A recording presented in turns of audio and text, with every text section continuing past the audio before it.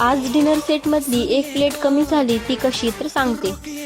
या प्लेटमध्ये मी चणे ऊन द्यायसाठी ठेवले होते, पण उन्हानं माझ्या प्लेटची काय हाल केले हे बघा। उन्हामुळे प्लेट पूर्ण तडकली होती आणि फुटली पण होती पूर्णपणे। यावरून तुम्हीच अंदाजा लावा की आपल्या परभणीमध्ये किती जास्त प्रमाणात ऊन पडत आहे। बरं असो, तुम्हाला डाळिंब आवडतं पण काढून खायचा कंटाळा आहे का माझ्यासारखा, तर ही पद्धत तुमच्यासाठी। आवडली तर कमेंट करून नक्की सांगा।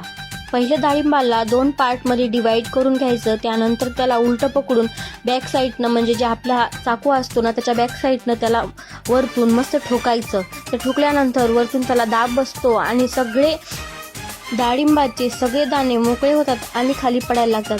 अशा सहज आणि सोप्या पद्धतीने तुम्ही डाळिंब कधी सोलले आहात का, कमेंट करून नक्की सांगा।